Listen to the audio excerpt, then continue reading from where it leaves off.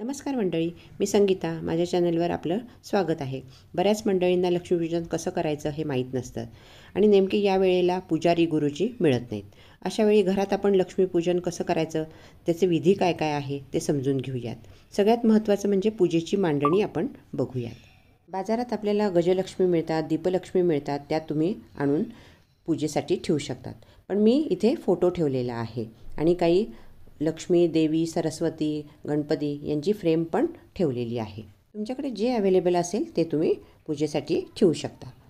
प्रथम आपल्याला समई लावून घ्यायची आहे.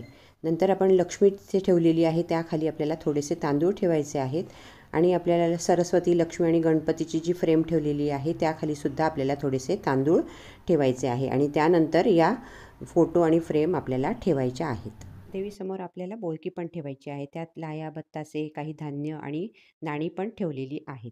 त्याचबरोबर आपल्याला 2 सुपाऱ्या घ्यायच्या आहेत. एक सुपारी गणपतीची आणि एक सर्व देवांची. तर माझ्याकडे गणपतीची मूर्ती आहे ती मी घेतलेली आहे. तुमच्याकडे गणपतीची मूर्ती नसेल तर तुम्ही सुपारी घेऊ शकता. त्याचबरोबर आपल्याला कलशसुद्धा मांडायचा आहे. त्याच्यावर नारळ व आंब्याची पाने किंवा विड्याची पाने लावायची आहेत. कलशात दुर्वा, सुपारी, पैसा असे टाकायचे आहेत. उदबत्ती, ओटीचं साहित्य व कुबेर मूर्ती असल्यास कुबेर मूर्ती आपल्याला ठेवायची आहे.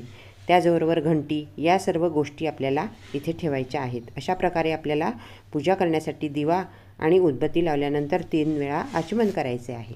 आचमन करताना पहिल्यांदा आपल्याला कुलदेवतेचं, गणपतीचं, ग्रामदेवतेचं, स्थानदेवतेचं, वास्तुदेवतेचं, मातृपितृदेवतेचं, लक्ष्मीनारायण देवाचं स्मरण करायचं आहे.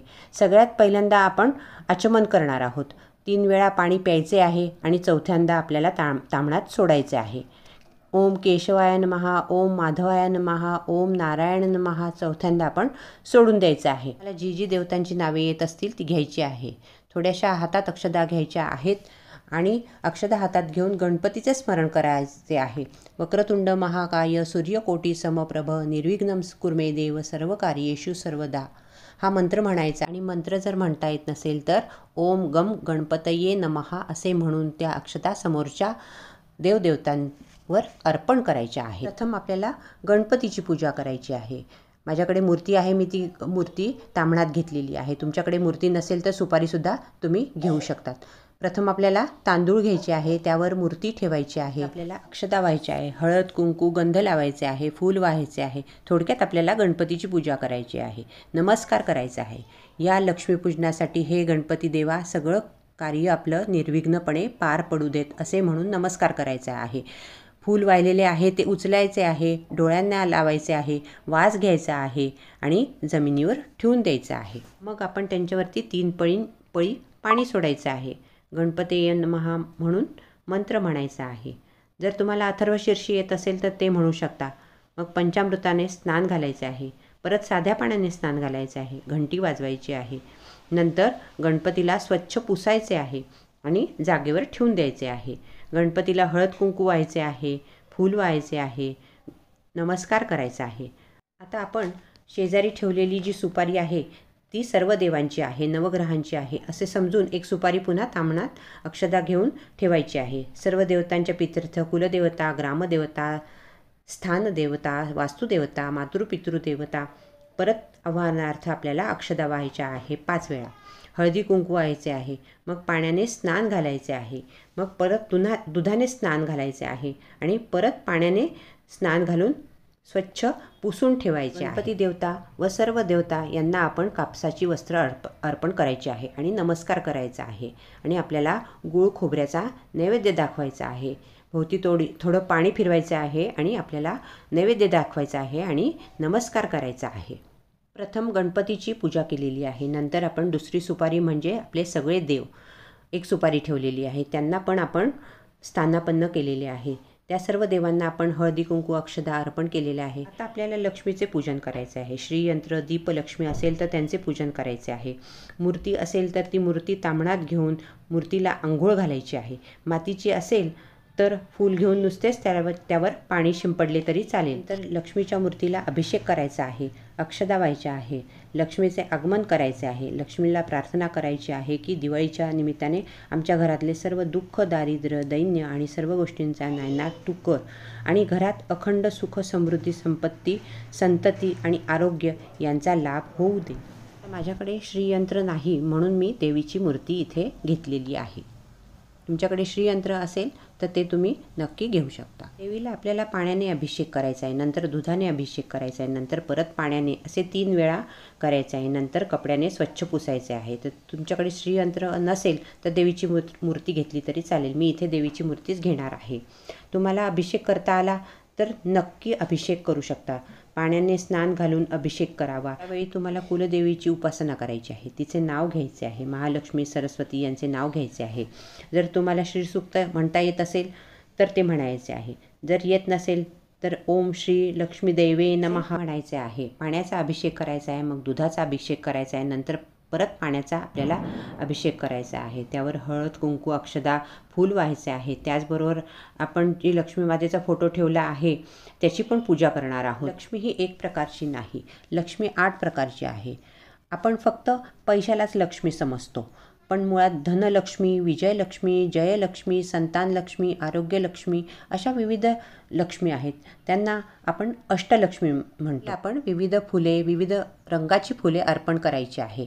तुम्ही जर गजलक्ष्मी त्यांच्या असतील तर त्यांचीसुद्धा तुम्ही व्यवस्थित पूजा करायची आहे. त्याचबरोबर समोर धनधान्याने भरलेली जी बोळकी किंवा सुगडी ठेवलेली आहेत, त्यांच्यामध्ये लाया आहेत, बत्तासे आहेत, नाणी आहेत आणि थोडेसे धान्य आहेत.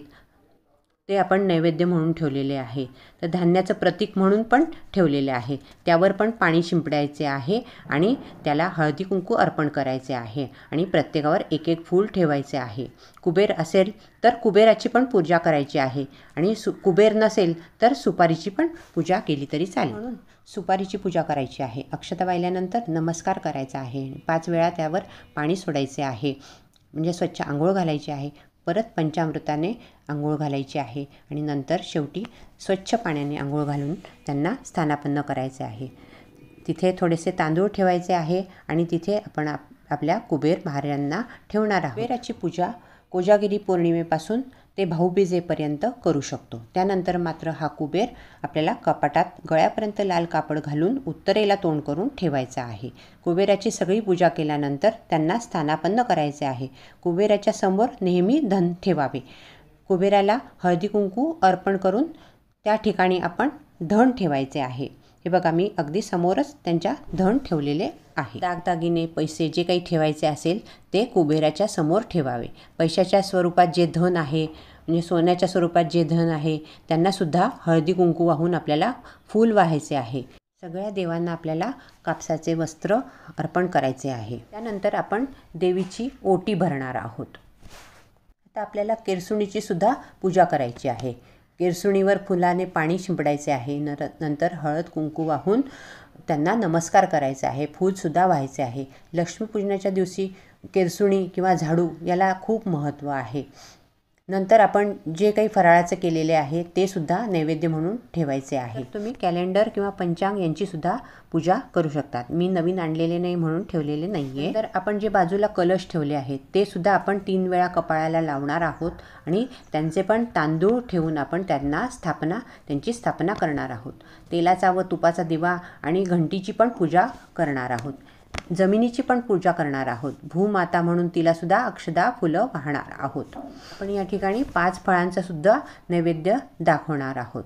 पाणी फिरवून आपण नैवेद्य दाखवायचा आहे. आपण देवीला प्रार्थना करायची आहे की मला व माझ्या कुटुंबियांची सगळ्यांची नावं घेऊन आमच्या सगळ्यांना सुख, समृद्धी, संपत्ती, संतती, आरोग्य, ऐश्वर्य, सुख, सर्व प्रकारचा आनंद दे.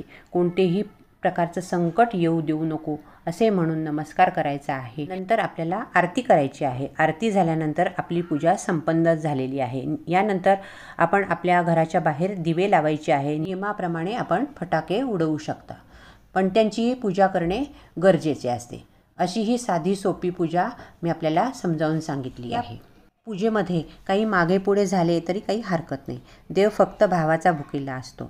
जे करतो ते भक्तिभावाने केले तर देवापर्यंत निश्चित पोहोचते. मला वाटते आपल्याला हा व्हिडिओ नक्की उपयोगी पडेल. आवडला तर नक्की लाईक करा. धन्यवाद.